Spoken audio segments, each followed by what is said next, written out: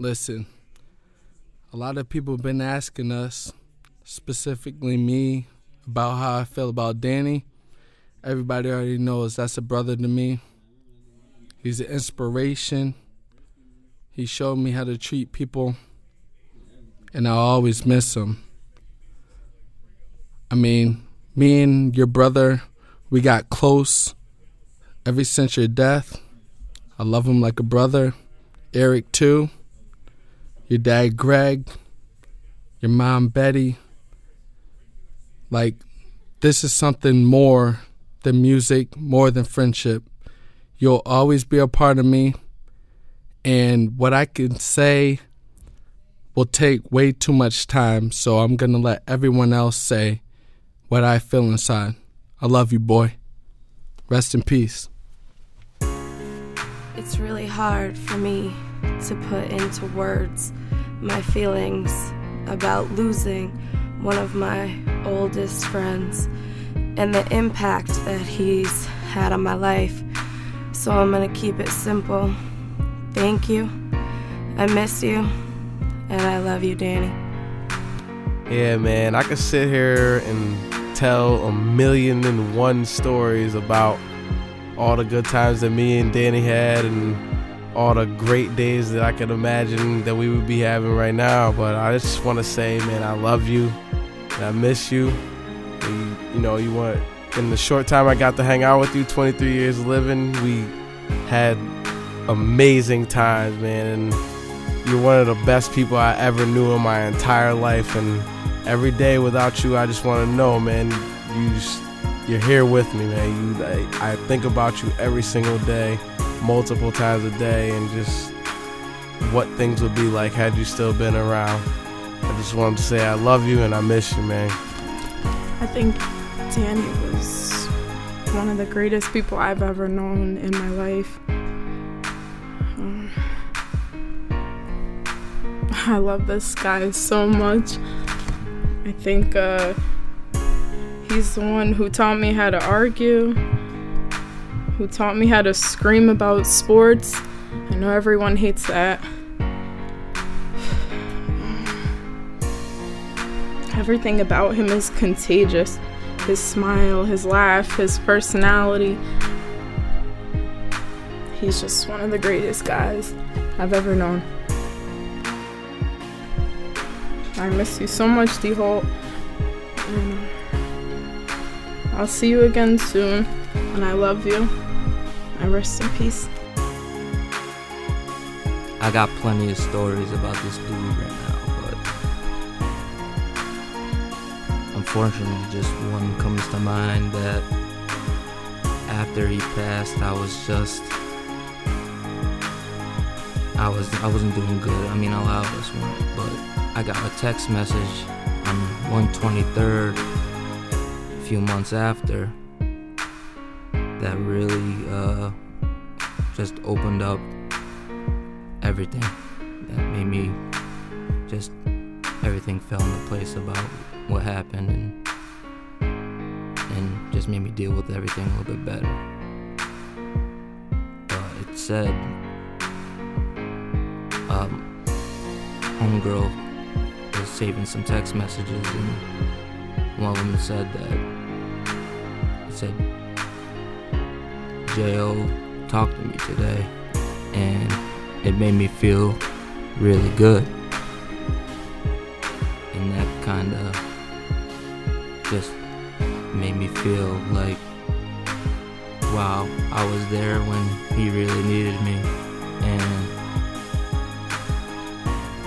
I just think that when we think about Danny Holt, that we all should make him feel really good and carry on his legacy. When I think of Danny, I can really only think back to like the best of it. And for me with Danny, that was always at camp. Working there, obviously, when we were older, but I remember the first summer Danny started, and I'm pretty sure somehow he got to start in the middle of the summer some way, which is typical for how things went for Danny at camp, because they would never let anybody else do that. But he was Danny, so it was cool. And you know, we finished out that summer, and me and Danny knew each other, and we were cool, whatever. But you know, we started hanging out more and more. So you know, the summer ended, and everything kind of went back to normal. I'd see Danny, you know, maybe once a month, every so often, hang out or whatever. It was always cool. Then kind of the next summer came along, and you know, I knew Danny much better by then. I just remember almost every day I would go pick him up at the Holt's house, and we would just go up to camp, and we would just have a blast on the car ride. Like it was just like the highlight of the day. I remember, you know, one summer it was Young Jock every day, and I just remember bouncing up Federal Road to Young Jock and Danny in the seat doing the dance with the handlebars going and the whole thing, and the biggest smile on his face, just loving life. Nobody could just enjoy the moment like Danny could. And then we get to camp, and it was like, oh, like the celebrity just rolled in. I mean, if you would have let these kids line up on the other side of the bridge so they could all be the first one to say good morning to Danny, they would have. And I mean, he just would walk in there, and all these kids loved him. It didn't matter. You know, he was a rock star. And I was really lucky that I got to, you know, spend that time with him and get to know, you know, just how good of a person Danny was. And you know, I think back to those summers at the camp, and Danny basically had his uniform on, which was, you know, gym shorts, a wife beater, and his white t-shirt wrapped around his head to catch the sweat, which on a good day went on the head about, you know, 10:15, and by 11 o'clock Danny had sweated through the whole thing. And he would just tell me the rest of the day about how hot he was, but he wouldn't get in the pool, and he wouldn't do nothing, and he loved that place. But you know, he also picked the only job where he was out in the sun all day. And I just remember spending those days with him, and I'm glad I got to. Okay, so a lot of memories I have of Danny revolve around working at camp for about 7 or 8 summers with him, and I just want to say that I feel really blessed to see him working with kids, doing what he loved to do, what he was meant to do. And the story I'm about to tell, I think everybody has their own version of when he was there for them. It was the summer after I had one of my ankle surgeries, and I was fooling around at camp and sprained my ankle pretty bad. And I was in the nurse's offices alone, crying, waiting for my mom to come pick me up. And in walks Danny with that beautiful smile on his face, and he squats down next to me and holds my hands and starts consoling me, telling me I'll be okay. And for me to stop being so darn dramatic, which made me laugh and forget about the pain. And yeah, I'm not really sure why, but I felt better instantly. And that just shows what a loving and kind person he was, there for everybody. Yeah, his 21st birthday. I know J. Cole's out there. Jay went to college at UConn getting his education. Ramel's up in Hudson getting his education, playing football. And Danny, his birthday was on a Friday or Thursday, something like college night, Thursday night or something like that. He turned 21. I'm like, hey, Danny, you want to go out for your birthday? He's like, yeah, actually I do. I was like, oh, this is a first. I was like, I gotta take advantage of this. So I get out. Yeah, we get he's driving. I mean, who drives on the 21st anyway? Driving, me, J. Cole, we all go to where do we go? Club 11? No, Clips? Whatever that show's called at the time. We go out there, we all hold up the 21s. The club is regular. We act like we were at 40-40 and shit. We was in there partying, rocking, in there partying. Me and J. Cole went to WestCon afterwards, and it like that moment alone, like, defined everything about me. And like, from that moment on, I forget, I mean, I don't know, I can't do the math right now, but from that moment on, me and him, we knew we were brothers. Like, from that moment on, we were like, hey, I mean, obviously my brother's not here to take me out, and I'm, you know, like, no offense to Jay in any kind of way, but he wasn't there to take him out. I was like, hey, Danny, it's your 21st. Everybody knows how 21st go, you know? Take him out. We went to Danbury, Connecticut.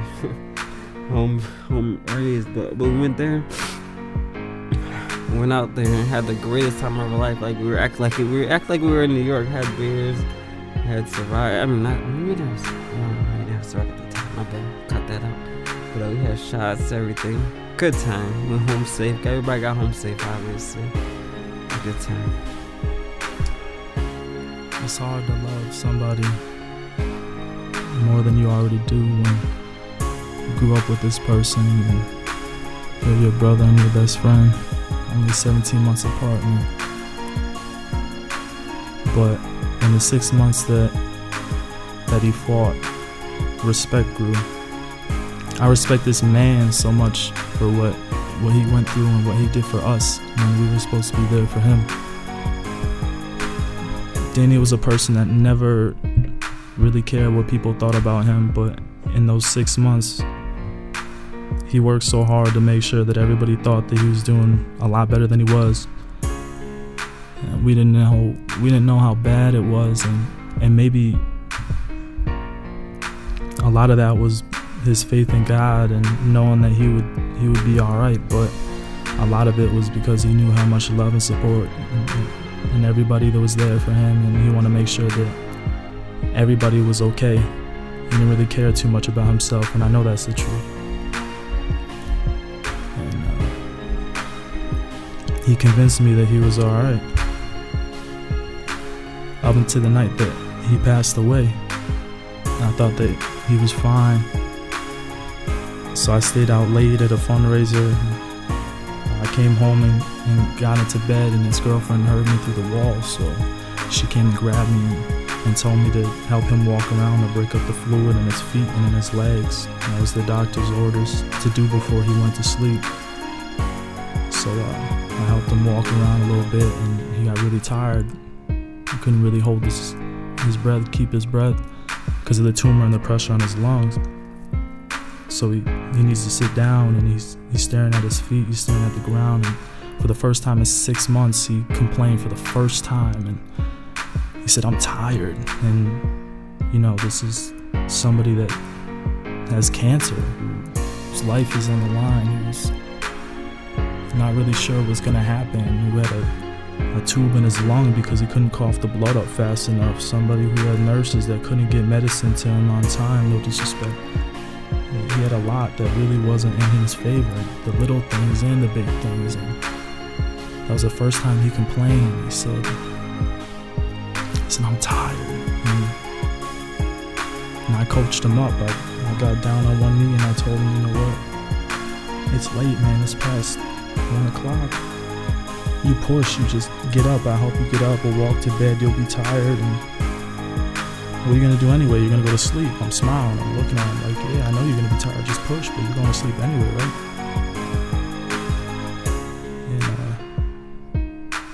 And he smiled the best he could as he's trying to catch his breath. So that was the last smile that I physically saw. And he puts his arms up, so I grabbed him to pick him up, and then he collapsed right back down. I tried to look him in his eyes, and his eyes were wide open, and he was staring right through me. And I knew at that moment he was gone. But I told his girlfriend to call 911 anyway. And like right away, I knew that was it. And, the paramedics took way too long to get there, and I was the one that helped got you out there and laid you out in the hallway for the EMT to try to resuscitate you, and I was the one in the ambulance with you for the longest ride of my life, and I was the one in the emergency room with that rude nurse that looked me right in the face with no tact and no heart and said, "He's been dead for 30 minutes. And I was the one sitting on the floor when you laid in that bed, holding your hand until they kicked us out. It's been me and you. It's always gonna be me and you. From the cradle to the grave. I love you."